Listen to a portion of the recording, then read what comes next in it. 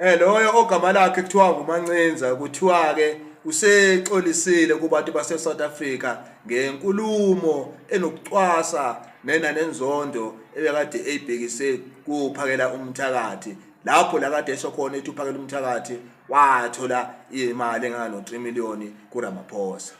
Kuthiwa usexolisile washo wathi cha ubengazenzi naye into beyijala ukuthi azame ngayo yonke indlela ukudicilela isithunzi noma amandla kaphakela umthakathi phansi bekuyinto eyodwa qhwabasha akade ethi uyayizama ukuyenza. Kuthiwa uhambile lo mbhemu waya kuphakela umthakathi eyocela ukuthi ucela ukuba imanager yakhe emanage zonke izindaba ezenzeka ngaphakathi kweMarch nezenzeka ngaphakathi endabeni zikaphakela umthakathi. Thubethi kahle kahle ufuna ukuthi amphathe yonke into eyenzakalayo yazo uyena kuqala.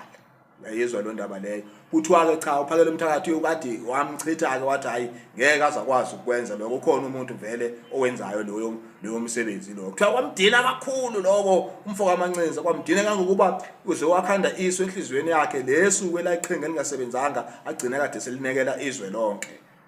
Dukisa abantu base South Africa ngento engekho. Umzabalazo wabantu abamnyama uyaqhubeka sizwe sase-Africa awuphelile ngendaba kaMancinza wehlulekile into kade ethi uyayenza. Sichaza ukuthi ke abantu bonke mabazilungiselele lapho bengakhona endaweni zabo bebakhumbuze abantu bokufika ukuthi mabahambe bebuyele emazweni abo. Umzabalazo uyaqhubeka uyaphambili. Lamambuka lawa anjengalo Mancinza yiwo lawa uShaka wevele asheshe athathe isinqumo ngawo. Engichaza ukuthi ke zama uqaphela ndoda entweni osuke uyikhuluma.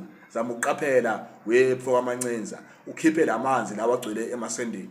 Yabo khipha amanzi emasendeni bezokwazi ukuthi kusiza ukuthi ungaloko uhamba ukhuluma izinto ezingekho nento ezidicelela umzabalazo wabantu abamnyama phansi. Khipha amanzi emasendeni Mancinza cause manje wehlulekile yilento kade ukuthi uyayizama ayiphumelelanga phela base South Africa sikhona sisonke umzabalazo uyaqhubeka uyaphambili.